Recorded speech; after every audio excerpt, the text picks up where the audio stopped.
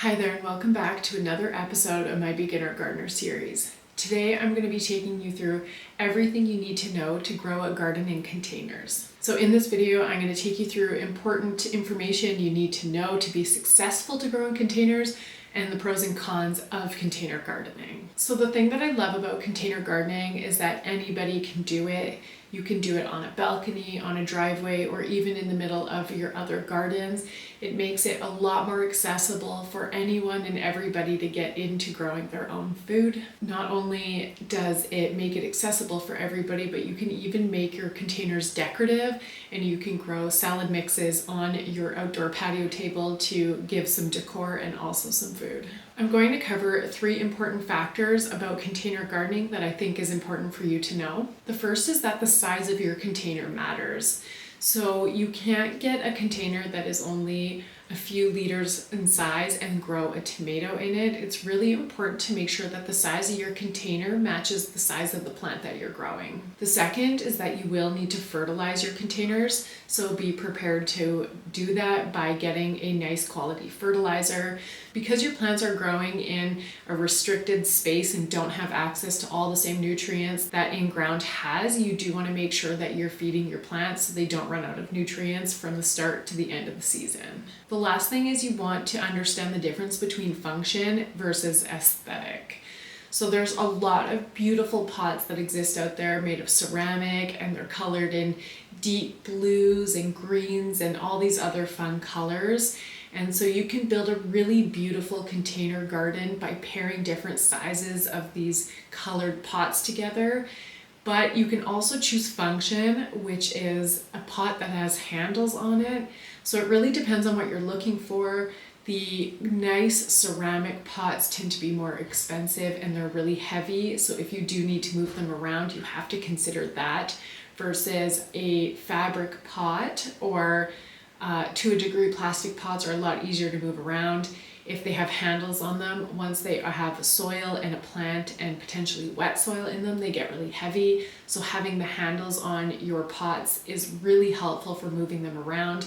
However, they're definitely not as good looking as a nice colored ceramic pot. And one quick other note is to make sure that your pot has holes in it for drainage, because if your pot doesn't drain and it gets overwatered either by you or from the rain, it will kill the plant. So you really want to make sure there's drainage holes in your pot. So let me know in the comments below if you've ever grown in containers before or if this is your first time. Okay, let's discuss the pros of growing in containers. So as I mentioned before, gardening in containers makes growing food accessible for anybody. What that means is that you don't need to have a backyard. You can have a balcony, you can have a driveway, you can have a concrete pad. It doesn't really matter. If you can put a container on it, you can grow food in it. The second is that you can control the type of soil that goes in your pot.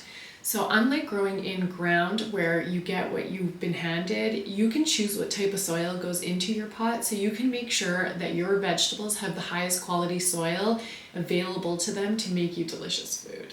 The third benefit to growing in containers is that you can move them around. So if you're growing on a balcony where one half of your balcony gets morning sun and the other half of it gets afternoon sun, you can actually move your pots from one side to the other, and that means that you can grow in full sun, which means you can grow anything you want.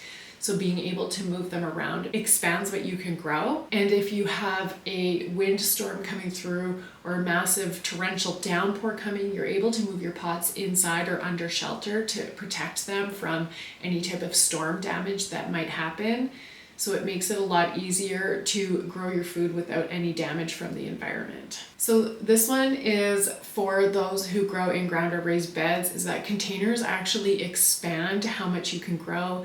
I've done this before where I just ran out of space in my other gardens, and so I included containers into my gardening that year so I could plant extra food because I had more plants than space and I really wanted to grow these items. So the containers added the square footage to my garden and I loved it. Okay, so here are some things to consider if you're going to garden in containers. As I mentioned before, the size of the container matters. So if you only have small containers, you should really only be growing smaller vegetables such as lettuce or spinach and staying away from tomatoes, which need larger pot sizes. However, if you have access to any size pot, you'll just want to make sure that you know the right size pot for the plant that you're growing. Something like tomatoes, indeterminate varieties can grow very large and require a large pot. And so if you know you're growing in a container, find varieties that are determinate or balcony varieties that can grow in smaller pots, so that way you have access to a wider variety of vegetables. There are quite a few different varieties out there that are specifically made for container gardening, so just make sure that you know the pot size and the variety and that it's meant to grow in containers. The second consideration is that pots can dry out really quickly during the heat of the summer, so you do have to make sure you're on top of watering and maintaining that so the soil doesn't dry out and kill the plant. So if you're going on vacation during the summertime, you will need to come up with a way to water your pots, or have a friend or family member come and water your garden for you, because they will dry out quickly and your plants will sadly die.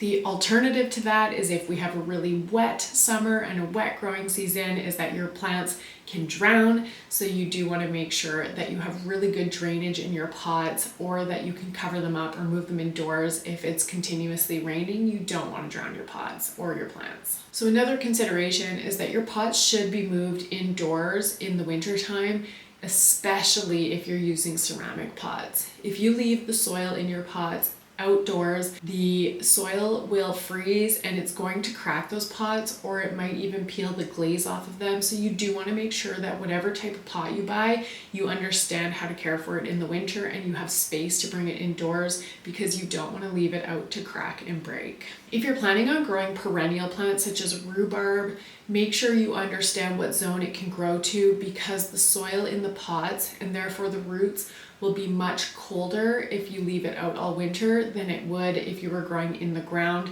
So say you are a zone 5 and you buy a perennial that can handle zone 5 and above, you don't want to keep it in a pot over winter, because that soil will be much colder than if it was in the ground. Make sure that anything you're growing in pots will stay warm enough during the winter time, or you don't grow anything perennial in your pots, unless it's made for colder zones than what you're in. So one final note is that I don't recommend plastic pots. Plastic pots are great if you're starting out in gardening and you can get them used off of another gardener, then all the power to you. I really want everybody to be able to have access to growing their own garden. But if you're going out to buy new pots for your garden, I highly recommend not buying plastic pots. Plastic pots can break really easily when you're trying to carry them around the garden based off the weight of the water and the soil, and they don't look good anymore. And of course, they break down into microplastics after they go to landfill. So I recommend looking for a ceramic pot, or specifically fabric pots. But the issue with fabric pots is, despite their name, they're still made out of plastic. So the plastic is woven into a fabric style. So there are companies that exist out there that actually take recycled plastic to build into fabric pots. And so I highly recommend, if you're buying any new pots and you're looking for one that can withstand the winters and has handles to be carried around, to choose a fabric pot from recycled material. It's just important to do your research before you're buying, to make sure that your gardening doesn't contribute to our planet being further in crisis. However, if you are new to gardening and you don't have the budget and you're able to get plastic pots off of other gardeners, I highly recommend going this route. And that's everything for today. I hope you enjoyed this video. If you did, please give it a thumbs up and subscribe to my channel, and share this with anybody else who's getting into container gardening or starting a new garden themselves. And I look forward to seeing you in the next video.